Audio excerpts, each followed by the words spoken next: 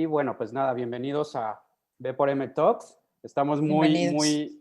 muy emocionados de tener a Agustina Tonetti. Eh, él es un chico argentino, como pueden ver, muy joven, que estudia relaciones internacionales y bueno, está muy bañado de todo este tema que nos interesa mucho acerca del socialismo, que es la charla que vamos a tener hoy. Y bueno, gracias Agustín por aceptar la invitación y bienvenido. Bueno, muchas gracias a ustedes primero por la invitación. Bueno, vamos a arrancar también acá con la charla. La idea es hablar del socialismo del siglo XXI, su funcionamiento, cómo está conformado, cómo se originó, cómo llegó al poder, cómo se hace llamar ahora, y algunos de los métodos que viene utilizando en América Latina a lo largo de los últimos años, ¿no? El nombre acá le hemos puesto la privatización del capitalismo, creo que al final vamos a poder ver por qué ese nombre, ¿sí? Y nada, y primero vamos a comenzar, ¿sí?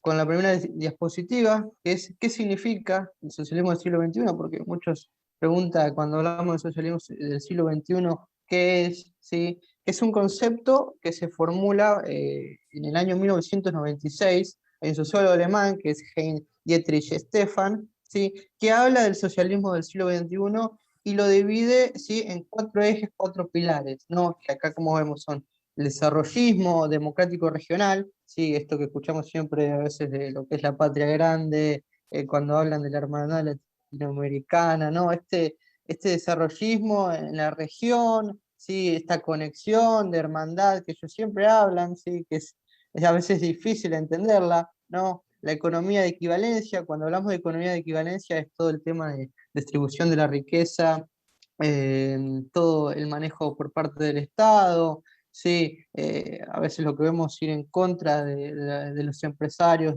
de la propiedad privada, ¿no?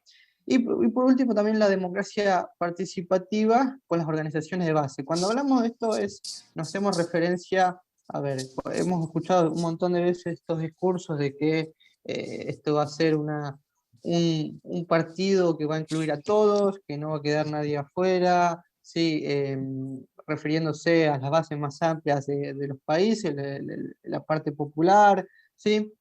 Y esto del socialismo del siglo XXI toma por relevancia en el año 2005, ¿sí?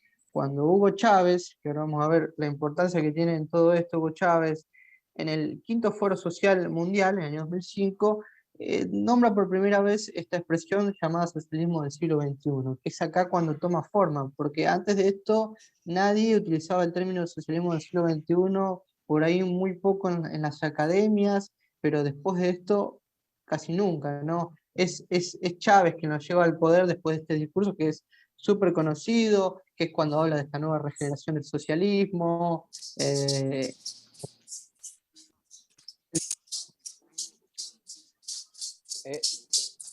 no te escuchamos. Ah, perfecto, ya. ¿Ya? Listo. No, se ¿Sí? entrecortó. Sí, ya, listo, ya. Bueno, sí. Entonces, acá vamos a ver cómo es que surge todo lo que es esto del socialismo del siglo XXI. ¿Sí? Pero para eso hay que ubicarse, ¿no? En contexto, sí, en contexto histórico.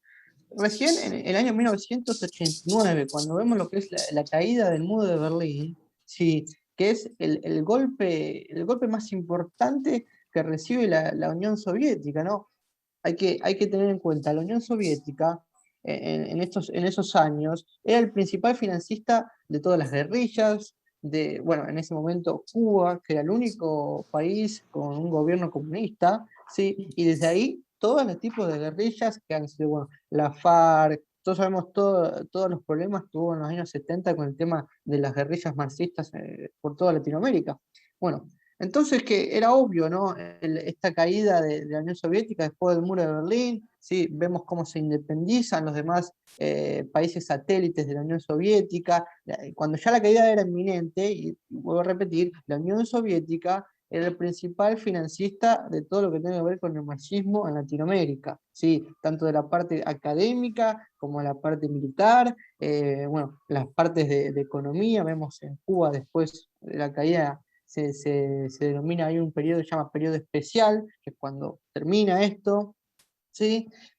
Por eso es la parte más importante, ¿no? Se cae el muro de Berlín, ¿sí? Se disuelve la Unión Soviética y todas estas sociedades quedan en la nada misma, ¿no? No tenían forma de financiamiento. Entonces, en los años 90, ¿sí? Lula da Silva, con el Partido de los Trabajadores de Brasil, el PT, ¿sí? A la cabeza, y con la ayuda de Fidel Castro, que, bueno, de Fidel Castro hay que decir, era una de las personas más inteligentes de la política latinoamericana. Sí, lo que hizo todo este plan es realmente una persona que tiene que ser muy inteligente. Lamentablemente, bueno, usó su inteligencia para el mal, pero lo que ha hecho, cómo lo ha planificado y los resultados que ha tenido, es claro decir que Fidel Castro ha sido una de las personas más brillantes de América Latina, a pesar de todo el daño que le ha hecho justamente a la región, ¿no? Entonces, se crea este foro de São Paulo, que va a ser quizás la agenda y la coordinadora número uno de todo lo que tenga que ver con el socialismo en Latinoamérica, que estamos hablando de que reúne hoy alrededor de 120 partidos de izquierda, que después vamos a ver en especial qué partidos de México y qué personas de México están dentro de este foro, cómo los integran, ¿no? Y tiene una estrategia que lo viene armando y funcionando por décadas, ¿no? Vamos a ver en las próximas diapositivas cómo uno por uno han logrado poner presidentes en casi todos los países de Latinoamérica. Y acá hay una parte muy importante, ¿no? En los últimos dos puntos, que es batalla cultural, ¿sí? Y lo que es hegemonía cultural, esto de manipulación de la democracia. ¿Por qué hablo de esto? Sí, porque en los años 70, 80, se vio este apogeo de lo que fueron las guerrillas marxistas en toda Latinoamérica.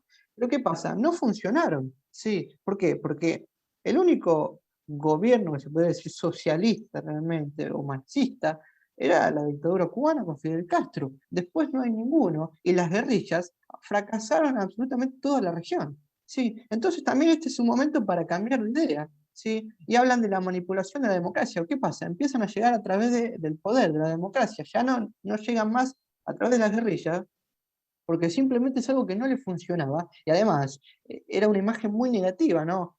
Recordemos la cantidad de asesinatos, bueno, incluso en México lo conocen bien, ¿no? Como el comandante Marcos, ¿sí? Entonces empiezan con lo que se llama batalla cultural. Esto Gramsci, que era uno de los marxistas más brillantes, por lo menos los escritores que podemos leer del marxismo, es uno de los más brillantes, ¿no? Especialmente en lo de la batalla cultural, ¿no? Esto de tomar las ideas y que lo demás sí, va a venir después de esto, ¿no?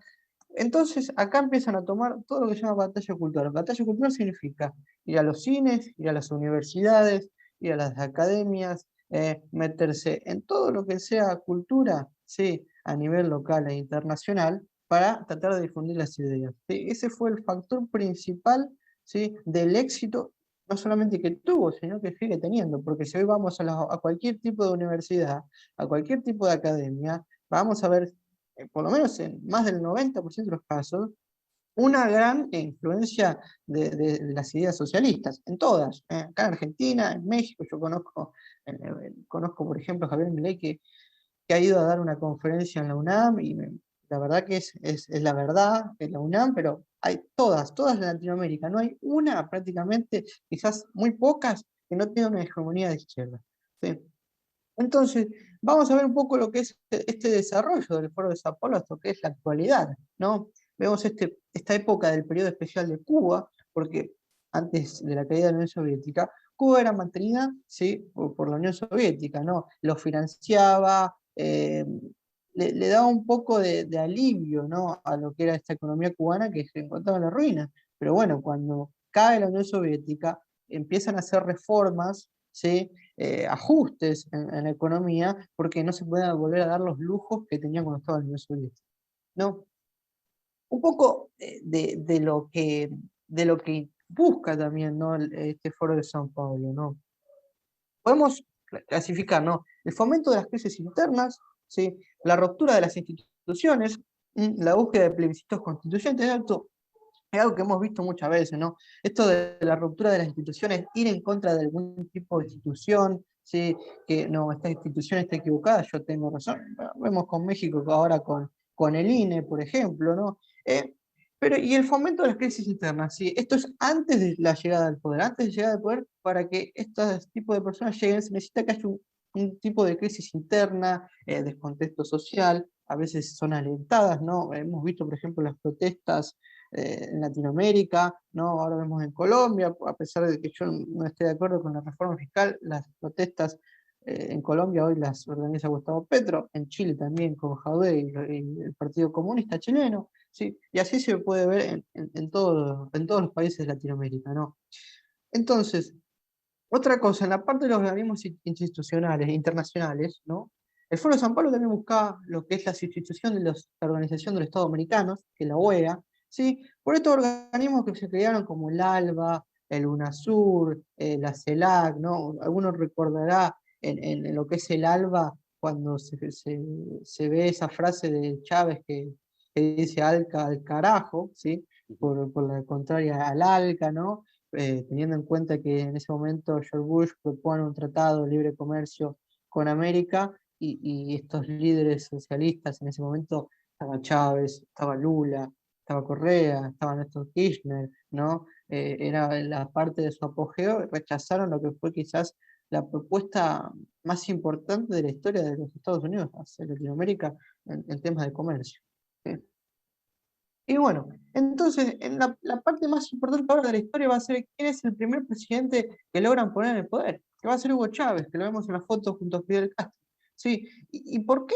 ¿Por qué Venezuela, no? Y lo que significa que sea Venezuela. Porque la idea de Fidel Castro, al armar el Foro de Sao Paulo, sí, nunca pensó en Venezuela, nunca se le ocurrió por la cabeza el tema de Venezuela. Chávez era un outsider de la política que nadie conocía. Sí, la idea de Fidel Castro era llegar a través de Brasil, ¿sí? Un país de 200 millones de habitantes, con una economía fuerte, con muchas riquezas. Ese era el objetivo de Fidel Castro. Pero llega Hugo Chávez, ¿no? Que rápidamente Fidel Castro lo apadrina, ¿sí? Como si fuera un hijo propio de Fidel. ¿Sí? ¿Y qué va a pasar? Para estas economías, ¿no? Para Cuba y para todo el financiamiento que se necesitaba de hacer, que sea Venezuela el país, el primer presidente donde pone el primer presidente que pone el Foro de Sao Paulo, ¿sí? Es una bendición para ellos, porque estamos hablando del país con las reservas de petróleo más grandes, ¿sí? Del mundo, lo cual proporciona una riqueza inmensurable para todo lo que ellos necesitaban, ¿no? Y ha sido, ¿no? Por muchos años, hoy no tanto, ¿sí? Pero por muchos años, en todo lo que fue este apogeo, el petróleo venezolano fue el respirador artificial de Cuba, ¿sí? Y de todos estos grupos políticos. ¿Sí? Y fijémonos cómo fue este desarrollo de la toma, se podría decir, de América Latina. Y quiero aclarar una cosa, ¿no? No todos los líderes del Foro de Sao Paulo que lograron llegar al poder son iguales. ¿Sí? No es lo mismo un Hugo Chávez que un Tabaré Vázquez o una Michelle Bachelet. No, no fueron lo mismo, estamos hablando de líderes mucho más radicalizados. Michelle Bachelet o Tabaré Vázquez fueron mucho más centrados, ¿sí? En lo que tiene que ver con el fondo. Pero fijémonos bien, ¿no? En primer lugar, el primer presidente que logran poner poder es Hugo Chávez en Venezuela, en 1998, ¿sí? Donde no se va a ir el poder y todavía sigue el poder porque queda Nicolás Maduro. Fíjense la cantidad de años que requiere después sacar a esta gente del poder. Después en Brasil llega Lula da Silva en el 2002, ¿sí? También va a estar por mucho tiempo. En 2003 llega Néstor Kirchner, ¿sí? Y Argentina con 12 años de kirchnerismo, o otros 4 más, ¿sí? Porque después de Néstor Kirchner llegó Cristina Kirchner, y ahora está Alberto Fernández con la vicepresidencia de Cristina Kirchner. ¿Sí? En Uruguay también, Tabaré Vázquez, pero Tabaré Vázquez fue algo mucho más centrado a lo que fueron estos líderes. ¿Sí? Quizás con Pepe Mujica fue otra cosa. En Bolivia, bueno, Evo Morales, muchos han hablado de Evo Morales en México, ¿sí? Cuando López Obrador decide alojarlo y todos estos problemas que hubieron y la gente saliendo a protestar para no refugiar a Evo Morales. ¿Sí? Evo Morales también es, después de Chávez y Maduro, es el otro que también comanda esto, ¿no?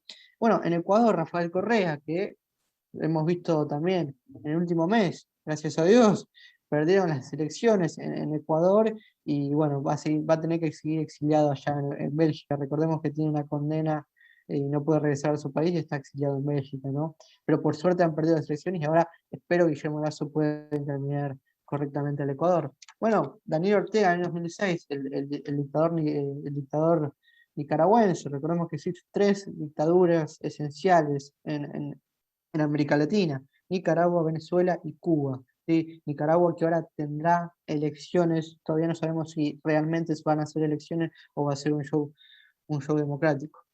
Después, Chile, Michelle Bachelet también, con los problemas que ocasionó, pero no fue nada parecido a lo que hablamos anteriormente con estos líderes. Porque, bueno, Chile y Uruguay son países mucho más centrados, tienen otro tipo de política, ¿sí? Y entonces es diferente. Después, Paraguay, Fernando Lugo, y el último presidente que se logra poder es en México, con López Obrador.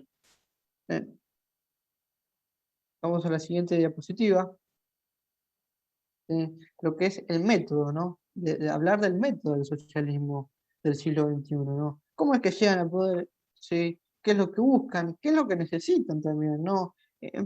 Lo principal es el impulsar las crisis internas. Eso es clave. Vemos en la foto, por ejemplo, lo que fueron las protestas en Chile, que hubo el año pasado, seguramente muchos recordarán, porque salió en todos los medios internacionales, todo el mundo hablaba de lo que pasó en Chile.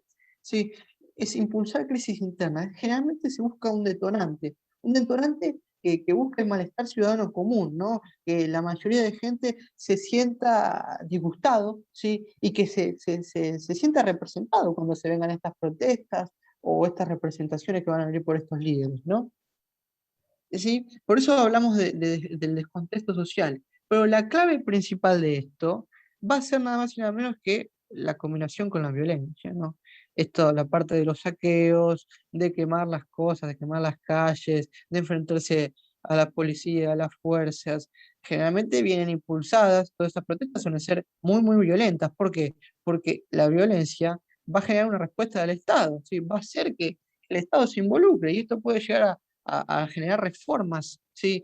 Reformas que con lo que van a buscar es nada más y nada menos que romper el esquema democrático, ¿sí? Y otro punto también especial va a ser la polarización total, ¿sí? La idea de dividir la población en dos, entre, bueno, fíjense, acá en Argentina conocemos o los gorilas, en México también le dicen los fifis contra chairos, ¿no? Cairo. Toda esta división que se hace también es clave, ¿no? Dividir a la población total, dividirla en dos, ¿sí? Buscar un enemigo, siempre tiene que tener un enemigo. El populismo siempre busca un enemigo. A veces los empresarios, a veces son, bueno, acá en Argentina, por ejemplo, el campo, ¿sí? Siempre se busca un enemigo que se fija como punto. En Venezuela ha sido Estados Unidos, esto del antiimperialismo, sí, siempre se busca un enemigo. Y hablar, me meto más en México, ¿no? ¿Qué partidos son los que conforman hoy el Foro de San Pablo? Solamente hay tres: Morena, ¿sí? El Partido de la Revolución Democrática, el PRD, ¿sí? Y el Partido del Trabajo. Hoy por hoy son los únicos tres partidos que integran el Foro de San Pablo, ¿sí? Quizás, bueno, Morena y el PRD y el PT son los partidos que están en el poder y a la vez eso representa mucho para el Foro de Sao Paulo, ¿no? Porque a la hora de concentrarse siempre van a buscar, antes que meter a alguien en el poder, a mantener el poder, ¿no? Y más por lo que representa México, sí, un país extremadamente grande, con mucha riqueza, una de las principales potencias económicas. Entonces, esto también representa un gran problema y es algo de gran significado, ¿no? Y acá quiero también hacer un punto, ¿no? Porque hablamos del Foro de Sao Paulo, ¿sí? Pero también existe lo que se llama el Grupo de Puebla, y esto es que mucha gente se lo confunde, ¿no? ¿Qué es el Grupo de Puebla? ¿Qué es el Grupo de Lima? De acá hablamos con el Foro de Sao Paulo, ¿no? El Grupo de Puebla es la retransformación, ¿sí? De lo que es el Foro de Sao Paulo, ¿sí? Esto se funda en el año 2019, ¿sí? En la ciudad de México, de Puebla, en la ciudad mexicana de Puebla, ¿sí? ¿Por qué? Porque el Foro de San Pablo pierde toda su creatividad, la credibilidad, fue un gran fracaso de sus gobiernos, están llenos de casos de corrupción. Recordemos el caso de Odebrecht, también con Lula, que afectó a toda Latinoamérica. Sí, ni hablar de la corrupción en Argentina de los Kirchner, sí. Claro, la credibilidad, toda la reputación del Foro de San Pablo estaba agotada, ¿no? Entonces se decide crear un nuevo grupo, que el objetivo y todos los métodos van a ser absolutamente lo mismo. Es solamente un cambio de nombre, un cambio de imagen para tratar de recuperar, ¿sí? Esto que perdió, esta mística que pierde el Foro de Sao Paulo. Entonces se crea para enfrentar principalmente a los que van a ser el Grupo de Lima, que ahora vamos a ver qué es el Grupo de Lima para que no haya confusión, y a los líderes democráticos de la región, ¿no? Y especialmente la Organización de los Estados Americanos. La OEA, hoy por hoy, sí, con el presidente que tiene la OEA, que hace un gigantesco trabajo, que es Luis Almagro, sí, es el enemigo número uno de todas estas dictaduras y todos los partidos socialistas. Odian a la OEA. Maduro detesta a la OEA, Evo Morales detesta a la OEA, en Cuba detestan a la OEA, sí, porque son organismos que intentan ponerle un paro a todo esto y además tienen un gran poder internacional, sí, entonces la OEA es algo muy incómodo para ellos. Por eso siempre van con la OEA. Por suerte Luis Almagro ganó la reelección, ¿sí? Así que va a tener otro periodo. ¿Sí? Esto fue el año pasado. Sí, y ahora explicar un poco lo que es el Grupo de Lima, porque mientras está el Grupo de Puebla, también existe lo que es el Grupo de Lima. ¿Sí? El Grupo de Lima se crea en el año 2017, ¿sí? Y el objetivo principal es buscar una salida a la crisis de Venezuela, ¿no? Y también dar seguimiento a todos los problemas que tiene Venezuela, ¿no? Las violaciones de los derechos humanos, ver el tema de los presos políticos, intentar buscar elecciones libres. Obviamente, si vamos a ser claros, no está teniendo muchos resultados, ¿sí? Pero es una presión internacional de más de 14 países de la región, ¿sí? Que impulsan para buscar la democracia en Venezuela, ¿no? Como hemos visto, el único país por ahora, desde que se creó, el único país que se ha ido, ¿no? Del Grupo de Lima fue Argentina, que fue el 24 de marzo de este año, fue el único país. Pero ¿qué pasa? Bolivia y México son los otros dos países que no respaldan los acuerdos del Grupo de Lima, ¿sí? No están de acuerdo con esto, y es probable, yo por Bolivia quizá me pongo una ficha, no sé por México, de que vayan del Grupo de Lima. Y esto también representa una jugada en materia de geopolítica muy importante, ¿no? Estamos hablando de la defensa de la dictadura de Nicolás Maduro. También es otra señal de que México se abstenga de acompañar al Grupo de Lima. ¿Sí? Y justamente hablando también más de Venezuela, ¿no? Lo que han logrado en Venezuela, ¿no? Acá se llama Venezuela el éxito del socialismo del siglo XXI. ¿Por qué es éxito? No, obviamente no es un éxito económico, pero sí un éxito en lo que ellos propusieron, en todo lo que quisieron hacer, lo hicieron en Venezuela, todas las cosas que se ocurrieron la hicieron en Venezuela, y hoy Venezuela está acabada. Fíjense, vamos a repasar un poco los números. 96% de pobreza, el 96% de la población venezolana es pobre. Casi el 80% de la población venezolana está en la pobreza extrema. Esto significa que casi 8 de cada 10 personas prácticamente no comen en Venezuela. Sí, el 30% de los menores de 5 años tiene desnutrición crónica. Fíjense, ¿qué futuro puede tener Venezuela con un 30% de personas menores de 5 años en la desnutrición? Estamos hablando de niveles de países africanos. ¿Sí? Sí. Recordemos que Venezuela, en los años 50, Venezuela era más rica que Japón. Sí. Y fíjense que hoy está compitiendo contra los peores países de África. El 8% de la población, casi el 10% de la población en general, está desnutrida. Hay un promedio, ¿sí? de los venezolanos, casi la mitad del país, casi la mitad de los venezolanos han bajado 30 kilos, ¿sí? A causa de esto de la desnutrición, ¿no? Bueno, y también el tema económico, como vemos desde el año 2013, el PBI cayó más del 70%, cosas que son respaldadas con lo anterior dicho. La inflación, sí, que ahora México va a empezar a tener problemas con la inflación, sí, algo que no pasaba. La inflación en Venezuela, bueno, pero es algo delirante. Ni siquiera nosotros en Argentina tenemos esa inflación que tiene Venezuela. 15.000%. Es alarmante, pero claro, en Venezuela no se usa el bolívar, nadie usa el bolívar, es inexistente el bolívar, no se usa ni como papel higiénico el dinero venezolano. La gente en Venezuela usa dólares, ¿no? El sueldo mínimo es de 1,9 dólares. Yo me acuerdo especialmente de esto porque me acuerdo de Estefanía Veloz una vez, antes que me bloqueara por Twitter, por ahora me tiene bloqueado. Subió una foto, ¿no? Con unas zapatillas Gucci. No sé, Sí. seguramente ustedes lo habrán visto porque salió por todos lados, ¿no? Y después de subir el tweet con las zapatillas Gucci y con Rafael Correa encima, subió un tema de Venezuela, ¿no? Defendiendo a Maduro, ¿no?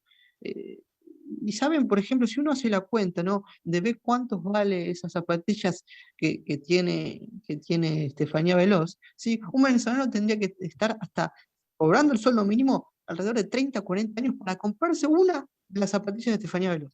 Así que para que tengan una idea. Y ni hablar de la crisis de exiliados, ¿no? Lo que representa Venezuela fue la crisis migratoria más importante de los últimos tiempos en América Latina. Más de 5 millones de venezolanos se han tenido que ir de su país, con lo que representa tener que irse de su país. La gente tiene que abandonar sus amigos, su familia, su forma de vida, todo lo que ellos conocían, empezar una vida de cero. Lo que representa tener que empezar toda una vida completa de cero por culpa de estas personas que, bueno, después se ven como eres. Y hay gente que incluso, yo no lo puedo creer cuando veo a esta gente defendiendo este tipo de cosas, cuando veo, qué sé yo, a Jacob Polensky subiendo tweets defendiendo a Maduro, a Fidel Castro. Yo no sé si lo hacen porque es un negocio, obviamente es un negocio para ellos son multimillonarios, nunca van a tener que vivir lo que tiene que vivir un venezolano, mucho menos un cubano, ¿no? Ellos cuando van a Cuba se hospedan en hoteles 5 estrellas, jamás van a ir a un barrio de La Habana. ¿Sí? Y fíjense esto, justamente hablando de esto, el socialismo es la privatización del capitalismo. ¿Por qué esta frase? Sí, porque los únicos que hacen riqueza en el socialismo terminan siendo estos líderes, sí, se han vuelto millonarios. Vamos a repasar un poco. La hija de Hugo Chávez posee una fortuna alrededor de 4.000 millones de dólares. Sí, según las investigaciones, ¿no? Esto lo denomina como la fortuna más rica de Venezuela. Sí, Hugo Chávez cuando hablaba en sus discursos, decía que los millonarios se van a ir al infierno, sí, que solamente los pobres iban a ir al cielo y que los millonarios iban al infierno. Así que no sé dónde debe estar Chávez en este momento porque se murió con 4.000 millones de dólares, ¿no?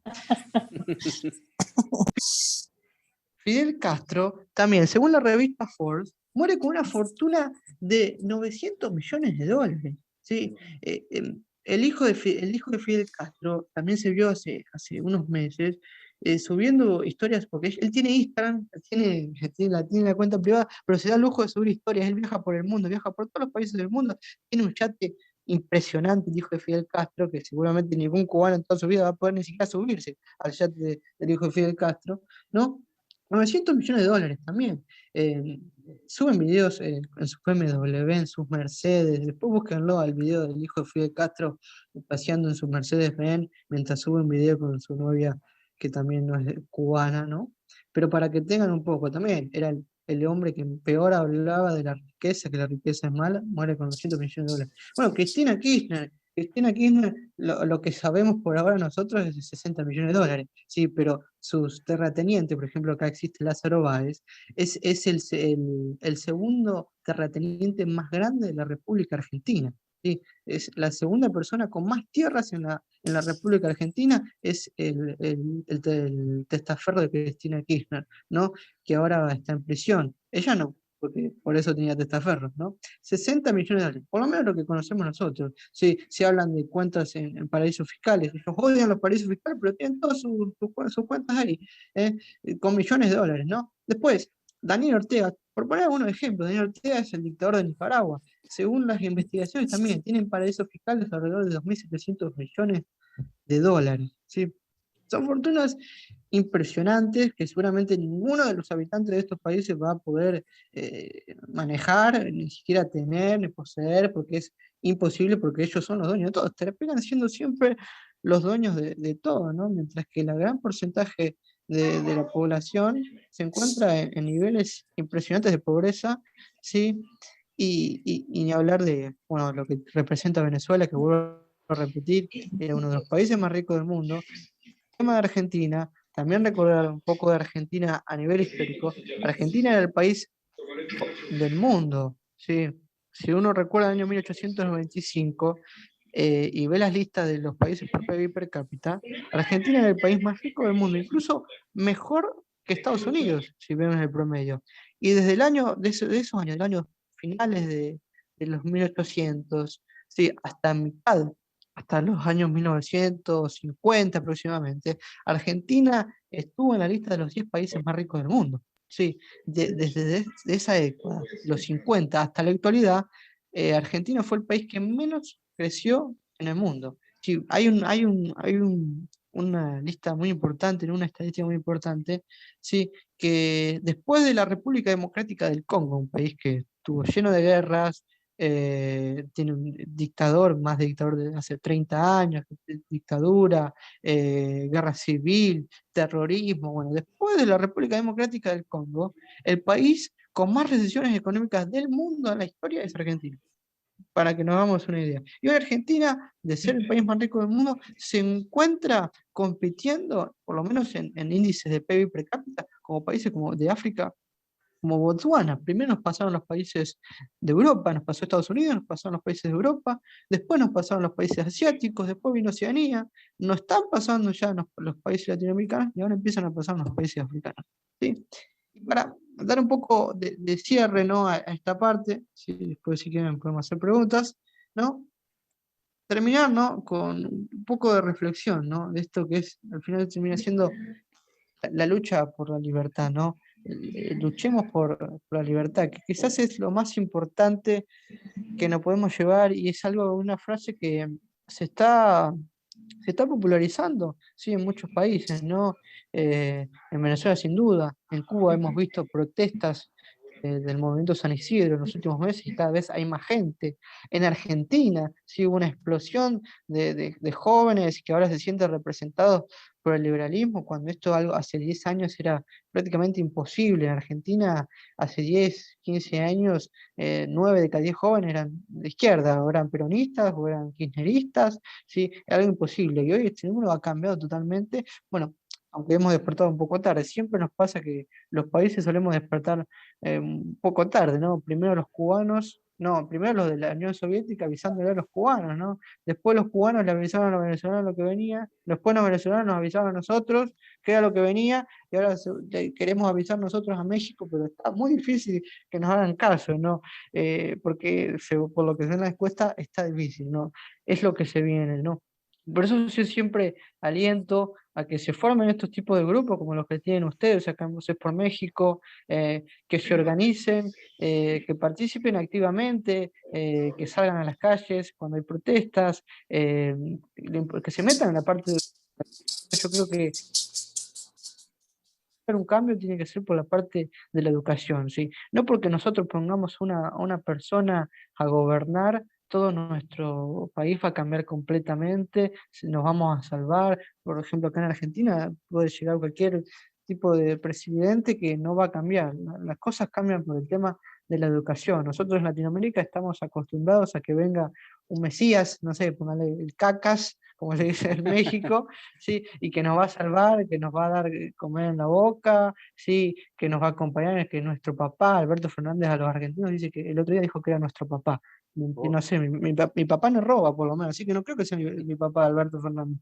Pero bueno, esto del paternalismo, este amor, cuidado, este romanticismo que se le da, sí, en toda Latinoamérica, sí, son cosas que no van a cambiar hasta que no veamos un cambio en lo cultural, en lo educacional, y es muy importante también que se trabaje en eso.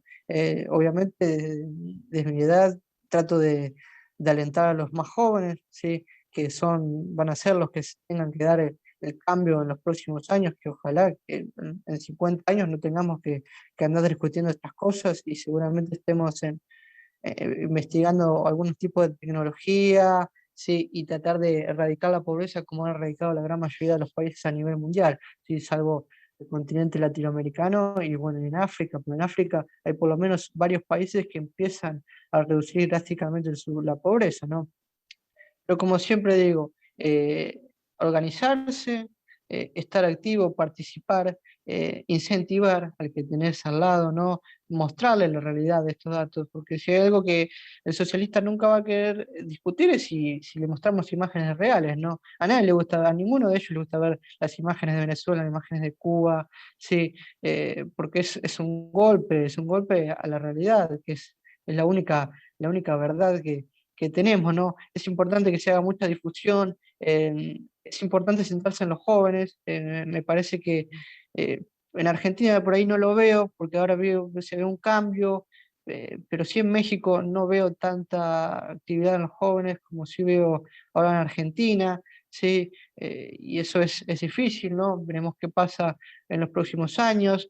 Pero bueno, nada, primero y principal, que sigan con este grupo, que se ve que hacen un trabajo muy importante. También es muy importante que se hagan este tipo de charlas con muchas personas, porque lo principal es la formación, ¿no? Que ustedes estén formados significa mucho para poder dar esta batalla cultural, se podría llegar a decir, ¿no? Que estén formados, que sepan debatir, argumentar, que cada vez haya más líderes, no solamente jóvenes, ¿sí? Sino también adultos que, que sepan guiar correctamente, ¿no? Porque no siempre sale como nosotros esperábamos, pero vuelvo a repetir, el principal cambio, y si va a haber un cambio en Latinoamérica, se debe dar a través de la población, a través de los individuos. Bien, Claro. muchas gracias por invitarme. No, gracias a ti, Agustín. Y yo tengo una pregunta regresando al tema que decías del éxito, ¿no? Del socialismo del siglo XXI, y viendo también esas cifras alarmantes de pobreza, de cómo se han multiplicado, de inflación, o sea, de todo lo que nos presentaste. Ujú. Obviamente o sea, tú lo pintas como el éxito del socialismo del siglo XXI. La pregunta es, ¿eso es lo que buscan todos estos presidentes o todas estas personas que formaron parte de este grupo para todos los países que representan? Y la verdad que la única forma de que ellos han logrado mantenerse al poder, ¿sí? Es a través del clientelismo político, a través del clientelismo estatal. ¿No? Si vemos el caso de Cuba, ¿sí?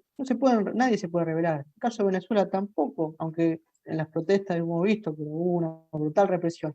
Pero cuando ellos tienen dominado a la población, ¿sí? Lo dominan, en Cuba se domina la población con un paquete de fideos, un paquete de arroz, ¿sí? En la que se llama la libreta, la famosa libreta que tienen los cubanos, ¿sí? Y si usted habla mal del gobierno, usted se queda sin comida, ¿no? Eso es una de las formas que ellos tienen de mantener el poder, ¿no? Es a través del miedo, del terror. A ellos les sirve que haya pobreza, realmente les sirve que haya pobreza, ¿sí?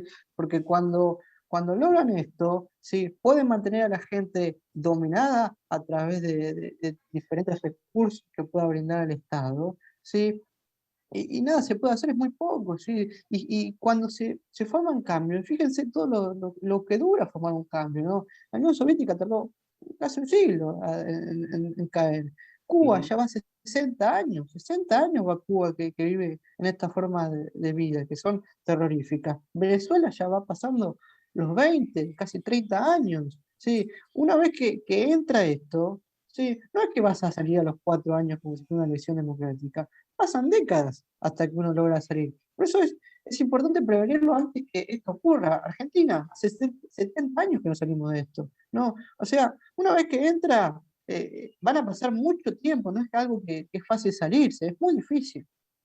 Claro, Sí, sí, adelante, sí, Ale. perdón, si tuviéramos una escala del 1 al 10, ¿en qué fase estamos, Agustín? O sea, ¿en qué calificación le darías a estos cambios que ha hecho Obrador en México? Bueno, es preocupante, ¿no?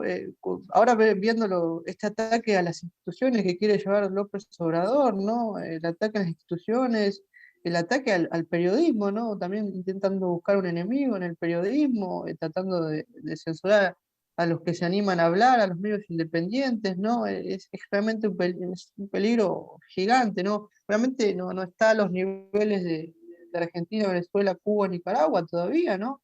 Pero se podría decir que está en mitad de camino. Le faltaría, si López Obrador puede realizar un golpe a las instituciones, como al INE, por ejemplo, ¿sí? Es quizás uno de los últimos pasos, ¿sí? Después la vuelta atrás.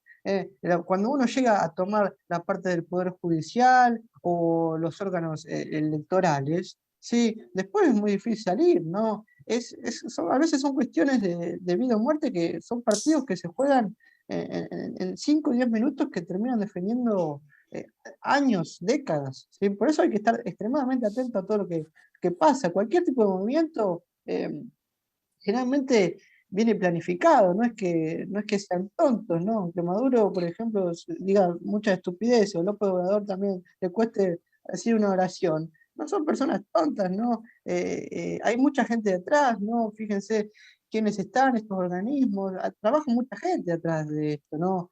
Y llevan años con estos métodos. El Foro de Sao Paulo también, ya casi 30 años estamos hablando. Fidel Castro, que ha sido la mente maestra de todo esto, también es una persona sumamente inteligente, sumamente brillante, a pesar del daño que ha hecho. Tampoco es tema de subestimar, me parece que son cuestiones que cuando se dan ese último paso, y ahora se ve en México, con esto de atacar las instituciones y atacar el periodismo y atacar a la justicia, ¿sí? Cuando se logra esto, si encima recibe el apoyo de la población, porque en Venezuela también se dio el apoyo de la población fue que los apoyó antes obviamente, de llegar a este punto dictatorial, la población lo apoyó. En Cuba, cuando Fidel Castro hace la revolución, la población lo apoyó. Son momentos que la población lo apoya y después se arrepiente para toda su vida.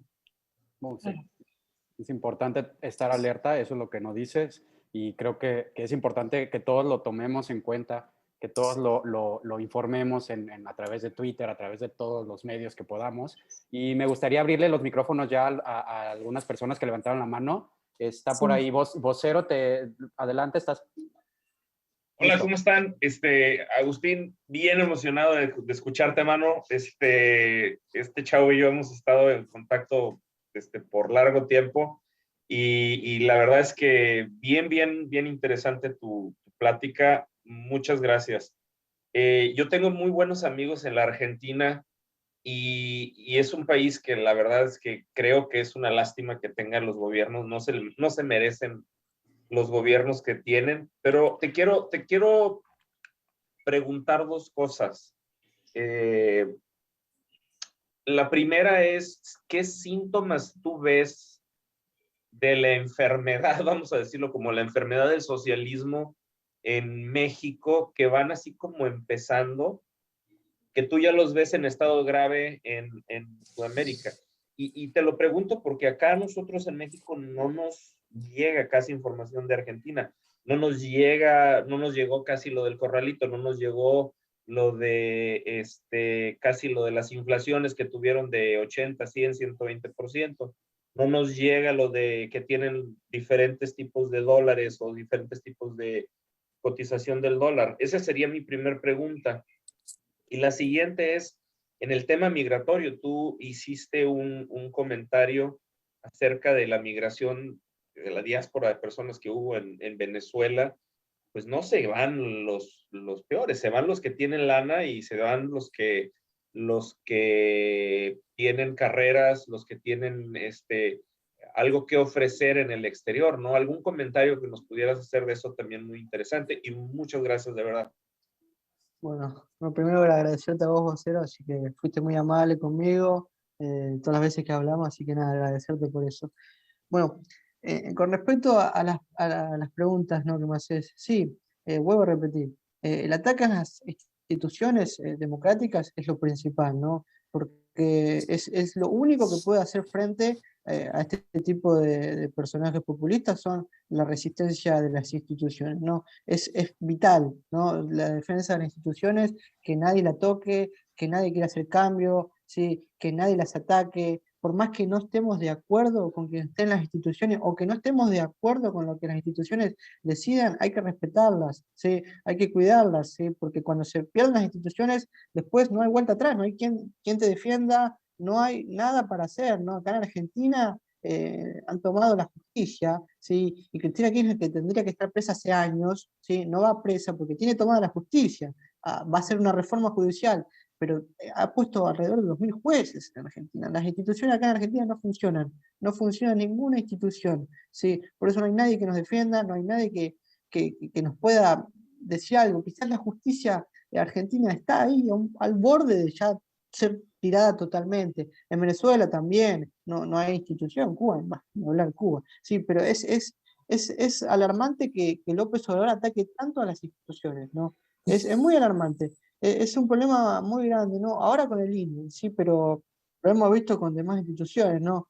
que sea este ataque constante, ¿sí? No es casual, no es a propósito, porque ¿qué pasa? Esto se pone en lo que se podría llamar el pensamiento popular, ¿no? Estamos hablando de un presidente que fue votado por 30 millones de personas, ¿no? Que habla todos los días en las mañaneras contra las instituciones y contra el periodismo. Se busca establecer un enemigo en común, ¿sí? Que después va a tener el apoyo seguramente de mucha gente, pero también va a tener la rivalidad de todas esas personas que van a ver un enemigo, generalmente se busca como un enemigo de la democracia. El INE es el enemigo de la democracia, el periodismo es el enemigo de la democracia, y yo, que soy El Salvador, soy el único que puede mantener la democracia acá, ellos me quieren tirar a mí, están contra mí, es lo que pasa generalmente en todos estos tipos de países, ¿no?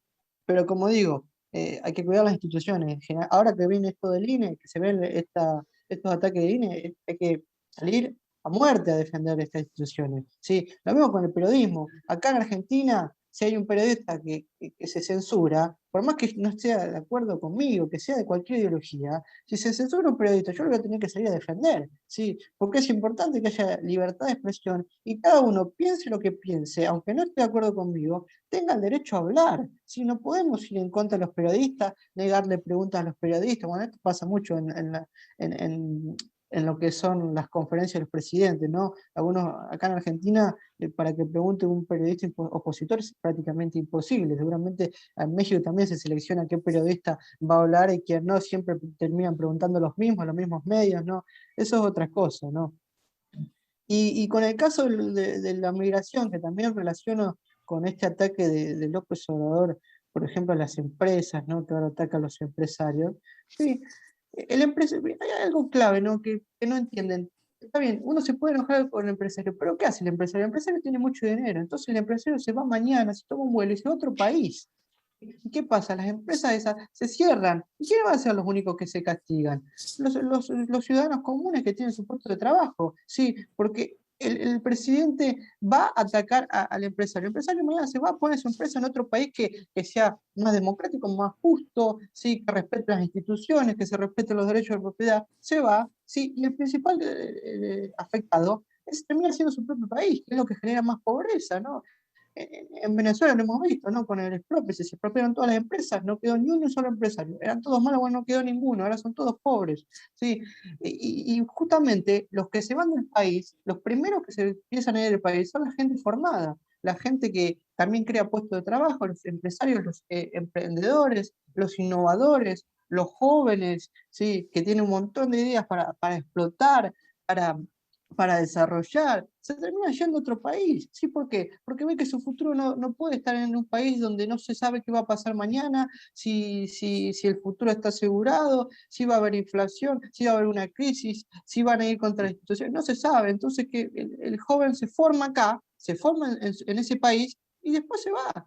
Es lo que pasa y hay que hacer un mecanismo para que esos jóvenes no se vayan, pero no reteniéndolos, cerrando la frontera, amenazándolos con una pistola, no te vayas. No, poniendo condiciones para que esa gente se quiera quedar en su país y eso haga crecer la economía, de puestos de trabajo, reduzca la pobreza, como ha pasado en la gran mayoría de los países del mundo, ¿no? Que los jóvenes se quieren quedar. Acá en Argentina, la gran mayoría de los jóvenes, más del 70% de los jóvenes, se quieren ir. Y aunque vos le digas a estos jóvenes, mirá que si te vas del país, no volvés nunca más, te dicen, no importa, yo me quiero ir, porque acá no hay futuro para los jóvenes, ¿sí? Y en gran parte de los países de Latinoamérica, está pasando eso. Los jóvenes no ven futuro porque no hay quien se lo brinde, no hay seguridad jurídica, no hay respeto a los derechos de propiedad, se ven estos ataques. Son cosas que el populismo que logra, después lo vemos que hablan de los jóvenes, que hablan del humanismo, ¿no? Se los ve escuchando todos los días, ¿sí? Y si ellos terminan siendo los principales atacantes de estas cosas. De acuerdo. Y acabas de tocar varios puntos que habías expuesto anteriormente del método del socialismo. O sea, se está creando, impulsar crisis internas, buscar detonantes, descontento social y lo del INE, ¿no? Lo de reformas que rompen el esquema democrático, que es muy grave. Le voy a abrir el micrófono a Gama, por favor. Listo.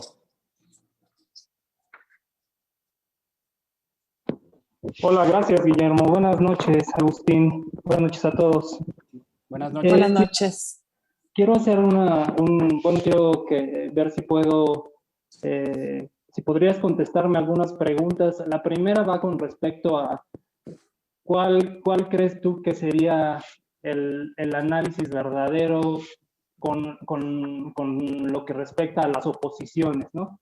Es decir, parece ser que en las oposiciones, en todos los casos de socialismo, no hay una verdadera oposición liberal. Todas las oposiciones terminan siendo contaminadas. Por ejemplo, en tu caso, en el caso de Argentina, pues está Milei, ¿no? Milei con el escándalo este de Federico Machado y su relación con José Luis Espert. Y en México tenemos a muchos políticos que intentan ser oposición, pero en realidad tienen propuestas que se acercan más a lo que Alberto Venegas Lynch llama el mal de los comunes, ¿no? Siendo propuestas que impulsan los derechos de las minorías, los derechos de las mujeres, programas clientelares, etcétera, que pues al final terminan siendo parte de un, entre comillas, socialismo democrático, ¿no? Y la otra sería, ¿tú qué posibilidad ves en el caso de Latinoamérica de que se puedan aplicar propuestas tan radicales como las que propone, por ejemplo, Strogorsky, ¿no? En su libro La democracia y los partidos políticos? ¿Qué posibilidades tenemos de poder llegar ahí? Sería todo, Agustín. Buenas noches y gracias. Muchas gracias por la pregunta. Bueno, también el tema de las oposiciones, generalmente estos líderes, primero que nada, que surgen cuando hay un vacío, un cansancio de lo que es el establishment político, ¿no? Cuando se dejan se cansan, ¿no? de lo tradicional político, es cuando surgen estos líderes, ¿no? Que surgen del cansancio de la gente cansada de lo tradicional, de lo de siempre. Entonces votan a una persona que llega, un outsider, quizá en este caso, Obrador, no podemos hablar tanto de outsider, ¿no? Fue candidato 3 veces a la presidencia, ¿no? Pero siempre suelen surgir por el cansancio general, ¿sí? De la tradición política. ¿eh?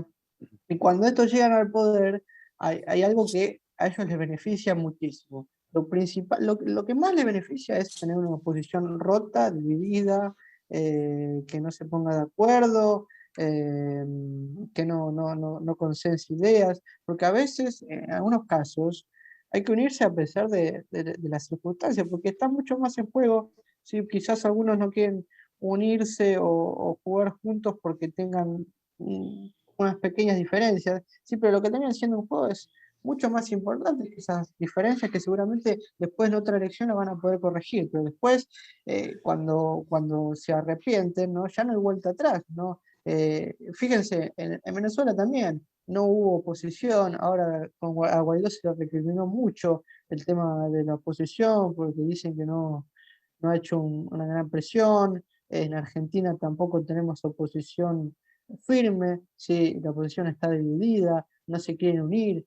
A veces es los egos que juegan más que la propia democracia del país, ¿no? Porque al fin y al cabo se juega la democracia, se juega el futuro, ¿sí? Y por los egos de los políticos no se terminan uniendo, y esto, bueno, termina perjudicando a todos. Pero bueno, cuando pasan estas cosas, es principal que sean los ciudadanos que les pidan a sus propios políticos que dejen los egos de lado, ¿sí? Y que se junten, porque hay cosas que están en juego que son mucho más importantes, ¿no? Y que si tienen diferencias, seguramente las puedan resolver en las próximas elecciones, en 2, 4, 6 años. Pero ahora se juega algo muy importante. Las próximas elecciones también en México son extremadamente importantes, ¿no? Sí, porque Morena puede llegar a tener una gran superioridad, ¿no? En lo que es la Cámara de Diputados, ¿no? En el poder, y eso también, eso le permite hacer muchas cosas que antes no podía, le da un poder muy grande, muy, muy grande, ¿sí? Que es prácticamente dejársela servido. Por eso estas elecciones también son claves. Lo que pase ahora en las próximas elecciones del 6 de junio en México van a definir quizás los próximos años, quizás la década, ¿no? Porque cómo sean los resultados va a marcar también todo el futuro político del país, ¿sí? Por eso es importante que todos trabajen, se trabaje día a día, ¿sí? Que se intente llegar a acuerdos, ¿no? cuando hay cosas tan importantes en juego, es importante unirse, por lo menos con gente que no esté de acuerdo, aunque sean pequeñas diferencias, ¿sí? Establecer puntos comunes y ir con esos puntos comunes, ¿sí? Y participar electoralmente, ¿no? Hacer todo lo posible, ¿sí? Porque es la hora de hablar de las personas, es la hora de votar, ¿sí? Pero no lo podemos acordar 2, 3 días antes, tenemos que trabajar quizás un año completo, meses, por eso es importante que se meta presión en absolutamente todos los lugares donde sean posibles, ¿sí? Y en cuanto a las reformas que me decís, más radicales, eh, a ver, todo es posible, ¿no? Porque fíjense una cosa, a mí me dicen muchas personas de México, no, acá no va a pasar nada, tenemos a Estados Unidos arriba nuestro, así que acá es imposible que nos pase algo.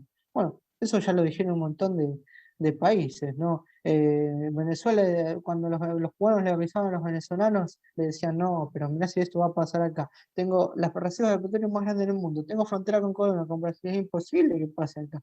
Cuando le decían a Argentina, nosotros decíamos, no, somos uno de los 10 países más ricos del mundo, tenemos absolutamente todos los recursos habidos y por haber, es imposible que pase acá. Y los mexicanos nos dicen, no, pero está Estados Unidos arriba, no va a pasar nada, ellos no van a, pues si llega a haber o algún problema muy grande, seguramente ellos van a intervenir. Y no se crean que es así, todo puede pasar en cualquier país del mundo, no hay ningún país a salvo, incluso los Estados Unidos. Así que las reformas radicales pueden llegar a venir en cualquier momento, de un día para el otro, seas el país que sea, ¿sí? Y nadie te va a salvar. Los únicos que lo van a salvar van a ser los ciudadanos si ejercen presión, si están decididos, si están juntos, y antes que sea tarde, ¿no? Porque los venezolanos han salido a protestar miles de veces, pero cuando uno ya tiene un problema tan grande como Venezuela, fíjense lo que pasó con Venezuela, las protestas fueron reprimidos cientos de veces, no han podido lograr nada, no hay ningún país que lo salve a Venezuela, están en sus manos, así que eso. Y eso es muy importante lo que acabas de decir de Estados Unidos, porque en México mucha gente cree que estamos anclados, ¿no? Que Estados Unidos no va a permitir, ¿no? Que se instaure un sistema socialista tipo Venezuela en México, pero creo que nosotros tenemos la responsabilidad y el poder de detener todo eso, no esperarnos a que Estados Unidos meta la mano, porque no sabemos si realmente va a pasar así. Entonces, la próxima elección, lo hemos dicho muchas veces en las redes sociales, puede ser quizá nuestra única oportunidad que tenemos, porque después no va a haber marcha atrás.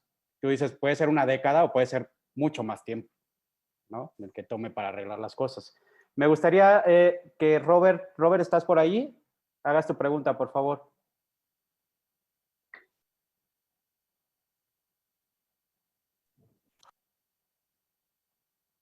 Listo, Robert.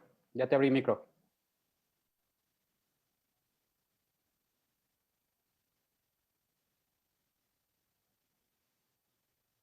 Creo que... Lo abrió, pero se le cerró después. Ah, Robert, ya tienes... Perfecto, ya. Adelante. Listo. Sí, bueno, Agustín, y así como has estado mencionando, como la táctica de estos cuates de este régimen es dividir y polarizar, ¿crees tú como una buena opción que elegir opciones que tengan una agenda diferente es contraatacar? O sea, diluir las preferencias, ¿o crees que lo ideal como población es inclinarnos por la opción más evidentemente opuesta? Bueno, a veces es según la situación, ¿no? En Argentina nosotros fuimos por una opción que pensamos que iba a ser el cambio y al final no hubo ningún cambio, ¿sí? A pesar de que se intentó hacer los cambios, ¿no? Y otra vez tenemos de vuelta a los Kirchner en el poder, ¿no? Ya van más de 12 años. Eh, es que es muy difícil, ¿no? La política a veces es así, no quedan opciones. Es muy difícil también hablar de idealismos en Latinoamérica. Generalmente acá nunca votamos lo ideal o lo que nosotros queremos. Generalmente votamos lo que, por lo menos nosotros estamos acostumbrados en Argentina a votar, se denomina lo que es el menos peor, ¿sí? El que menos daño seguramente nos vaya a hacer, ¿sí? Y en situaciones de emergencia, obviamente, hay cosas que hay que dejar de lado y por más que no nos guste, hay que apoyar y buscar la unión, ¿no? Pero bueno, obviamente no va a ser lo ideal. Sí, obviamente la gente va a querer que sea lo ideal, pero en estos casos donde se juega tanto y la oposición se encuentra totalmente dividida y hay muchos egos de por medio y nadie sabe qué hacer, y es algo que a ellos les beneficia un montón, ¿no? Porque ellos siempre van a estar de acuerdo en todo eso, lo que pasa, ellos van a estar de acuerdo siempre en todo. Es lo que tienen, no suele haber divisiones, es muy difícil. Siempre a las horas de votaciones ellos se arreglan todo. Pueden tener problemas después en el transcurso, ¿no? Pero a la hora de las elecciones ellos van juntos siempre, ¿no? Nadie se pelea. Han sido los partidos socialistas en todo el mundo, ¿no? Pueden tener sus divisiones, pero las dejan internas y a la hora de votar van todos juntos, ¿sí? Y por eso van a las elecciones siempre. Es lo que pasa. Cuando hay elección, vamos todos juntos. Después resolvemos nuestros problemas. Pero bueno, también es interesante la pregunta y es un análisis que se da mucho en Latinoamérica. Eh, es, es- es sumamente complicado que vayamos a encontrar algo que seguramente nos satisfaga a todos los ciudadanos, ¿no?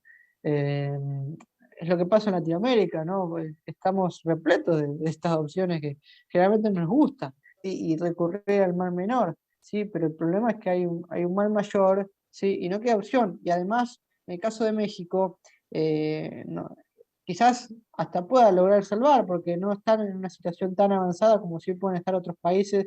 Acá en Argentina ya directamente nos jugamos todos. Si estas elecciones las vuelven al kirchnerismo, yo me voy a tener que ir del país, todos los jóvenes vamos a tener que ir del país, vamos a tener que irnos a dejar nuestra vida, porque son estas elecciones, nos jugamos absolutamente todo, y si perdemos, vamos a tener que buscar otro país sí o sí. Lamentablemente es así, ¿no? Es duro, pero es lo que pasa. Sí, ¿por qué? Porque seguramente antes no nos unimos, estuvimos separados, y bueno, y ellos han jugado perfectamente, y es lo que pasa en todos los países. Y es muy importante eso que decías creo que retomar, de votar juntos, ¿no? Ya después nos arreglamos, ya después vemos las diferencias que tenemos, cómo las vamos nosotros no sé, cómo vamos a trabajar conjuntamente sin que haya esta confrontación, pero hay que salir a votar juntos y pues no importa las opciones ahorita que tenemos, porque la verdad es que no hay de dónde escoger y solamente tenemos eso, o sea, y tenemos que aprovecharlo. Claro, Armando, sí, no, adelante, Agustín. es lo que veía en México, veo que se difunde mucho lo que es el tema del voto útil, ¿no? Sí, Eso del voto útil, de que hay un buen programa en todos los lugares, de cómo votar, qué es lo que más conviene. Eso sirve un montón, ¿sí? Porque al final de cuentas es una reducción del poder que se le hace a ese partido. Es muy importante el voto útil, ¿no? de acuerdo. Porque daña completamente a la concentración del poder. Porque recordemos que si Morena gana, va a tener una gran mayoría, sí, en las cámaras, va a tener mucho poder. Y el voto útil también puede llegar a contrarrestar muchísimo, ¿no? En cada zona donde pierda un candidato de Morena, termina siendo un golpe bastante duro. Es importante que se haga énfasis en lo que es el voto útil y que la gente esté activamente con eso. Sí, que salga a votar, porque el problema en México también es la gente que se abstiene a participar. Entonces es un problema que también nosotros estamos enfrentando y creo que es importante que lo enfrentemos. Armando Acosta, por favor, adelante. Antes que nada, pues los felicito, una disculpa por el ruido, vengo aquí caminando. Te felicito, Agustín. Quiero hacer más que nada un comentario y una duda que tengo. Primero el comentario. Haciendo la recopilación, sin duda, México estuvo como Argentina a finales del siglo XIX en una posición muy distinta a la que nos encontramos actualmente. Cuando a Argentina le empieza a ir mal, creo que es cuando gana Juan Domingo, más o menos en la época que a México le fue mal con Cárdenas. Y más o menos estamos hablando del 34 al 40. Y de ahí se generaron también partidos. Es muy interesante porque el partido hegemónico que gobernó por 80 años en el país tiene un antes y un después.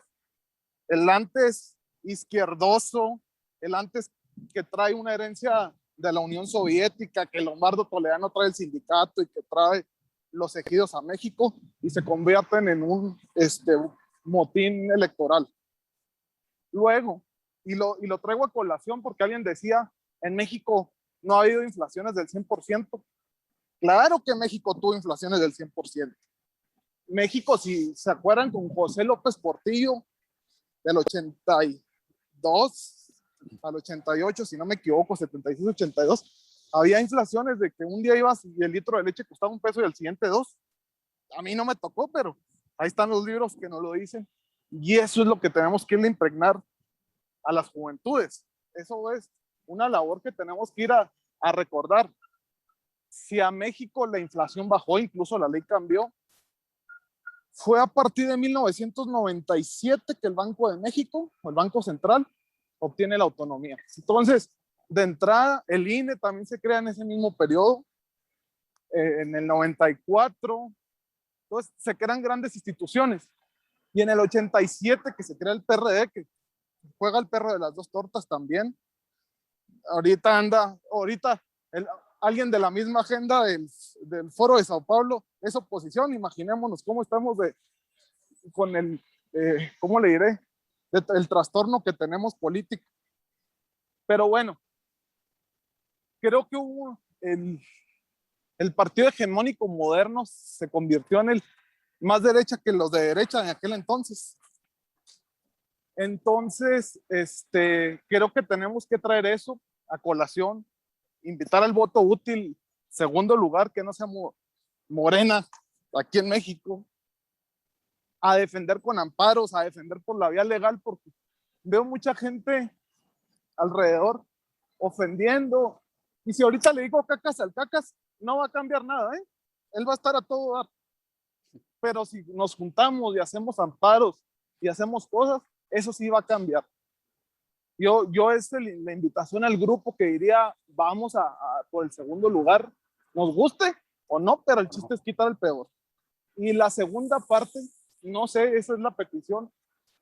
Si tienes algún grupo, porque algo muy trascendente que yo vería es, yo también soy joven como tú, que nos formáramos en un grupo regional de la región y que trajéramos a colación todos los temas que estamos batallando en cada país.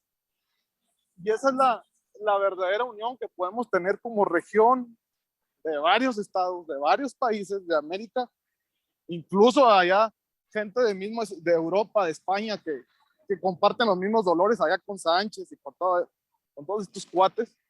Podríamos generar algo interesante, pero no dejarlo de lado de que ya pasará, porque no. De hecho, no sé los demócratas qué rol tienen en la agenda de este foro. Incluso la Iglesia Católica ahorita tiene a un socialista a la cabeza. No es que la iglesia sea mala, sino que viene alguien de la herencia de Perón, justo. Entonces creo que tenemos que trabajar por ir fraguando algo en comunión. Muchas gracias y te felicito y felicito a los organizadores. Muchas gracias. Bueno, sí, respondiendo a lo que vos me decías, también la idea también es formar un grupo, sí, en eso yo estaba trabajando.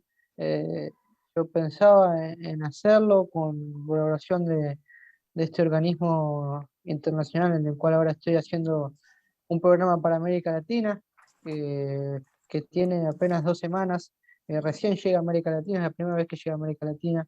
Así que nuestra idea, como uno de los miembros coordinadores de este programa para América Latina, va a poder ser formar algún grupo regional de jóvenes, ¿sí? Desde ese grupo, ¿sí? Y la otra opción es también más parte individual, con diferentes grupos que se vayan formando. La idea es entrar a las universidades, o sea, que se pueda entrar al tema académico, el debate universitario, con muchos grupos que se vayan formando en diferentes universidades de América Latina, pero bueno, es algo que va a costar mucho trabajo. Sé que en México seguramente va a haber gente dispuesta, muchos jóvenes, a apoyar y a conformar eso. Sé que tengo algunos contactos ahí en la UNAM, por ejemplo. Pero bueno, nos falta concretar algunos países. Está bueno, es un proyecto que va a tardar formarse, ahora estamos haciendo esto con Ifilry, después si querés buscarla o me escribís por Twitter y te lo envío, ¿sí? Que va a tratar de buscar jóvenes de toda la región para esta lucha, pero pasa que termina siendo algo muy académico, ¿sí? Me parece que es mucho mejor, o sea, está bien la parte académica, es mucho mejor tratar de formar grupos que sean de presión, grupos que militen activamente, que hagan activismo, ¿sí? Todavía no se ha hecho, sí, pero es una idea muy buena que pronto seguramente se va a formar. Se oye muy interesante, Agustín, y además queremos reiterarte que con nosotros pues tienes las puertas abiertas, tienes el foro, tienes realmente, bueno, también es bienvenido en el grupo y bueno, eso es en el Inter, ¿no? En lo que se organiza lo otro que proponía Agustín. Perdón, le voy a dar el micrófono ahora a SGC.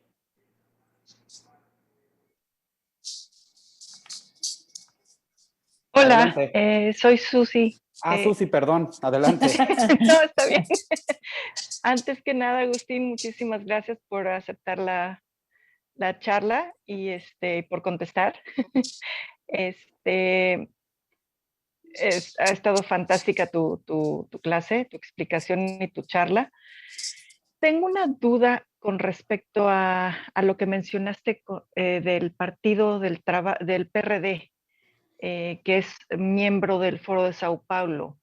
¿Qué debemos entonces pensar de esta colaboración que están teniendo, digamos que se unieron el PAN y el PRD en uno mismo para estas elecciones? ¿Debemos tener miedo a esto o debemos aceptarlo como que ya se arrepintieron de lo que hicieron?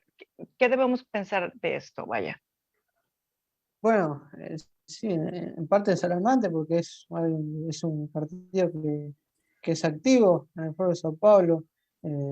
Cuauhtémoc, no recuerdo el apellido, si alguno me puede recordar, candidato 3 veces a la presidencia. Cuauhtémoc Cárdenas también es de las personas más activas en ese foro, ¿no? Eh, Hay que ver, no todo el PRD, como dicen acá en los comentarios, son parte del foro, ¿sí? Hay que tener mucho cuidado, ¿no? Igualmente con quién se pone, con quién se hace la unión, con quién ha concretado el PAN, ¿sí? Yo no soy alguien igualmente que esté súper interesado en la política mexicana para conocerlos a todos, pero en lo que es a nivel general, es un partido que responde a ellos, que hay mucha gente integrada a ellos, que están también en la parte que es el grupo de Puebla, especialmente este muchacho Cuauhtémoc, ¿sí? Y con esa persona sí hay que tener bastante cuidado porque si uno revisa todos los programas, todas las agendas que están en estos grupos, él es el número uno en la representación de México, después de Jacob Polensky de Morena, son esos dos los que más presionados en estos foros. Wow. Okay. De Morena, ¿quiénes son algunos nombres relevantes que estén ahí activamente, además de Jacob? No, la número uno que maneja prácticamente todo es Jacob. Sí, Ok. ella, si uno revisa no solamente su cuenta, sino ustedes pueden entrar bien a la página del foro o a la página del grupo de Puebla, sí, van a ver los integrantes con nombre y apellido de cada uno de los que están ahí. Está Jacob Polensky, está Cuauhtémoc, Noroña. Noroña, sí, sí. son los que ya conocemos, ¿no? Los que terminan comandando toda esta parte, que son los que terminan bajando la línea. Ellos bajan la línea de los que se decide, ¿sí? En las reuniones generales, ¿sí? Para que vaya a Morena, para que vaya o al PRD. Claro. Y bueno, ya por último tenemos la pregunta de Orly. Orly, te voy a abrir el micro, no te vayas a extender. Orly habla mucho, Agustín, te lo advierto. Adelante, Orly. Buenas noches a Buenas todos. noches. Buenas noches, Agustín, Orly. qué bueno que estés con nosotros. Gracias por estar en estas pláticas por México. Y no hablo mucho, ese es chisme de mano, pero bueno. Yo nada más te quería hacer una pregunta ya, no tanto de los temas que traes, sino más bien de una coterránea tuya. Si conoces a Antoniela Martí, ¿la conoces en vivo?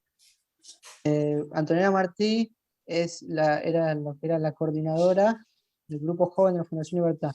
Ahora Antonella Martí no está más y ahora uno de los coordinadores que quedó en la fundación, en el Grupo Joven de la Fundación Libertad, soy yo. Pero Antonella también, si era Antonella era como que era la jefa del grupo nuestro, pero ahora bueno, Antonella ha escalado mucho en todo lo que es la política internacional, está en Estados Unidos, así que sí, sí, obvio que la conocemos porque es parte de la fundación. Ah, qué bien. No, no sabía. Qué bueno, qué bueno, qué buena noticia. Pues a ver si luego le comentas y a ver si pudiera venir a platicar con nosotros algún día, ¿no? Claro, Sería sí, sí. interesante. Claro que sí. Y bueno, pues creo que alguien tiene una pregunta más antes de cerrar. Creo que ya no hay manitas levantadas. Ale, ¿tienes alguna pregunta tú? No, yo estoy fascinada, estoy aprendiendo mucho, me impresiona el conocimiento que tienes, Agustín, sobre el tema para la edad. Me impresiona el que, digo, volviendo a retomar el tema, siendo tan joven, estés en esta lucha constante por el simple hecho de que no estás de acuerdo en la situación política en la que vives en tu país y que esa misma situación política que estás viendo que está sucediendo en otros países, como ahora en México, pues con tus conocimientos, pues nos apoyes y nos des la confianza de que estamos a tiempo y de que tenemos que seguir levantando la voz por México, ¿no? Creo que aportas mucho. Estoy muy agradecida con Susi porque fue realmente, como decimos en México, un chicle y pega. Y lo agradezco demasiado. Creo que Jorge Arrega está levantando la manita. ¿Tenemos tiempo, Agustín, para una pregunta más? Sí, sí, no hay problema. Que No, pregunten. no queremos abusar de tu tiempo tampoco, pero ok, le abrimos el micro a Jorge A Jorge. y ya sería la última pregunta. Muchas gracias. Muy rápidamente, primero que nada te agradezco, Agustín, muy interesante, y agradezco también la invitación. Quería preguntarte, ¿cómo ves tú el efecto, el tema que se está dando hoy entre muchos jóvenes, y creo que es un problema que se está dando en México, en donde existe una especie de socialismo millennial que le llaman, en donde esos jóvenes que no han vivido un tema del socialismo, que no les ha tocado ver esa afectación que hay, pues obviamente el que alguien llegue y les hable de una igualdad, solidaridad, gratuidad, justicia social, los enamora, los capta, los hace sin que se puedan entender esos términos, pero de repente como que se quieren formar parte de un mundo ideal y por eso apoyan muchas de estas ideologías sin darse cuenta que efectivamente estas ideologías van a buscar que todos seamos iguales, pero en la miseria. Lo que yo te pregunto directamente es, ¿qué opinas, cómo ves y cómo pudiera ser una buena estrategia ahora que tanto joven va a votar por primera vez para que se den cuenta con algo concreto que esa ilusión de la que viven es muy distante a lo que estamos viviendo en el mundo real? Esa es mi pregunta y agradecerte muchísimo, Agustín.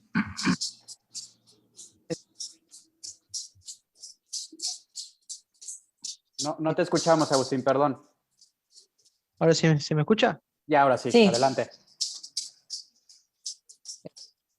Porque es lo principal que pasa en los jóvenes, ¿no?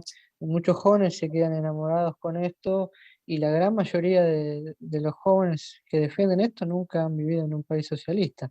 Eso es lo que pasa. Es muy importante como estrategia, que es lo que pide, es que justamente se metan en el lugar donde los jóvenes están siempre. Son las redes sociales, las universidades, las escuelas secundarias, ¿sí? Y que se pueda enseñar esto, ¿no? Porque, bueno, el adoctrinamiento en Latinoamérica con los planes escolares es gigante, ¿no? Yo he visto, me han mandado algunos libros también de planes escolares en México, donde se habla, no sé, del neoliberalismo, la defensa del socialismo, libros de primaria o también de secundaria, no se habla de eso, ni hablar en las universidades, ya mucho peor. Sí, lo importante es que para contrarrestar esto, ¿sí? Además que necesitamos que haya muchos jóvenes que hablen, porque termina hablando en un lenguaje de igual a igual con esos jóvenes, es que también se metan en las redes sociales. Las redes sociales son el ámbito donde más pasan los jóvenes, es muy importante ahora con YouTube, incluso con TikTok, los jóvenes están todo el día con TikTok, subir videos, no tan largos, tiene que ser videos que sean cortos, precisos, porque el joven no se va a poner, muchos jóvenes no se van a poner a revisar completamente, le gusta lo corto, lo preciso, lo real, lo que les muestren en cuestiones de segundos, un video que sean de segundos, donde muestre la realidad de lo que pasa, donde le enseñe algo, eso funciona y es muy efectivo, es lo que se vio acá en Argentina. Acá en Argentina un montón de jóvenes, ahora acá en Argentina se encuentran un montón de jóvenes que luchan contra esto, está lleno. Organizamos ahora un curso de liberalismo en la Fundación Libertad. Sí, en una hora teníamos 700 jóvenes anotados. Y eso es algo, nosotros organizamos un curso de liberalismo, donde vamos a hablar de economía, de política, de filosofía, hace 10 años, 15 años, y la gran mayoría que se anotaban eran todas personas mayores, jóvenes era imposible verlos. Hay que, por lo menos yo creo que hay que copiar esas cosas que están pasando en algunos otros países, que es donde más se sufre. Hay un montón de jóvenes de Cuba, de Venezuela, de Argentina, de Nicaragua, que hay que darle voz a esa gente para que cuente las experiencias de personas de su misma edad, de qué es lo que están pasando, qué es lo que sufrieron, qué es lo que significa, ¿no?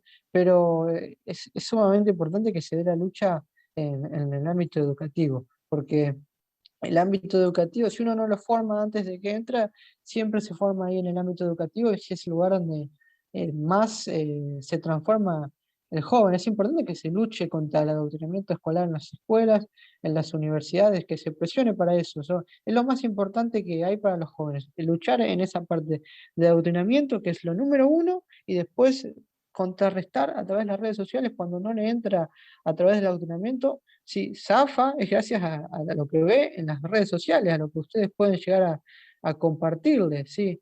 Pero es muy difícil, fíjese, hay una frase que está muy buena. Si uno no es socialista cuando es joven, seguramente no tiene corazón. Ahora, si un adulto sigue siendo socialista, sí, ya a su edad seguramente no tenga cerebro. Así que bueno, es lo que es así, ¿no? Muchas Oye, gracias. gracias, Jorge. Y eso que comentas, ya para finalizar, aquí en México, del adoctrinamiento, se dieron casos, digo, se publicó en redes sociales que en los libros de texto ya están poniendo lo del llamado neoliberalismo, ¿no? Para adoctrinar a estos jóvenes y crezcan con estas ideas. Y es muy importante, pues, sacarlos de ese concepto, de sacarlos de esa burbuja que les están creando. Y, por ejemplo, Ale es muy activa en TikTok y ha tenido muchísimo éxito porque genera contenido que es muy digerible y es muy entendible por los jóvenes. ¿O no, Ale? Sí, así es. Me ha ido bien. He Te ha ido recibido bien. mis ataques, pero pero sí he generado algunos cambios de conciencia y de pensamiento y eso me agrada porque es llegarle a otra gente. Y bueno, pues ya cerramos ahora sí y queremos agradecerte, Agustín. Muchas gracias por el tiempo y la verdad es que estamos muy agradecidos y yo la verdad personalmente estoy muy impresionado de que a tu edad estés tan metido en estos temas. Necesitamos más jóvenes como tú en todo el mundo, en toda Latinoamérica, en México sobre todo, que los jóvenes están en otro planeta. Digo, sí hay gente que se interesa, pero no son tantos y la verdad es que muchas gracias por todo y esperamos volver a tenerte aquí. Tienes las puertas abiertas, este es tu foro y gracias también a Susana que coordinó también contigo esta charla. Sí, muchísimas gracias. Agustín, si nos haces favor de ponernos en el chat tus redes sociales para que la gente que está aquí te siga y nosotros también ponerlas en la página, en nuestros timeline ahí en Twitter, te lo vamos a agradecer muchísimo. Ahí pues es Agus Antonetti, ahí lo puse en el chat, y con 2T al final. Sí. De acuerdo. Bueno, y nada, agradecerles a ustedes por la invitación, fue una buena charla, hicieron una buena difusión, estuvo muy bueno las cosas que ponían en internet, así que agradecerles, así que encantado de volver cuando quieran, con quien quieran, así que nada, agradecerles por el tiempo que se tomaron en escuchar la charla, sí, y porque han sido muy amables conmigo. Gracias de nuevo. Muchas gracias, Agustín. Esta es tu casa. Y gracias a todos los que se conectaron, a los que participaron, a los que siguen ahí y esperamos verlos pronto en algún otro talk. Abrimos los micros para despedir a Agustín. Sí, déjame ver. Muchas gracias. Listo, ya está. Gracias a todos. Muchas gracias a todos. Gracias. Muchas gracias, buenas noches.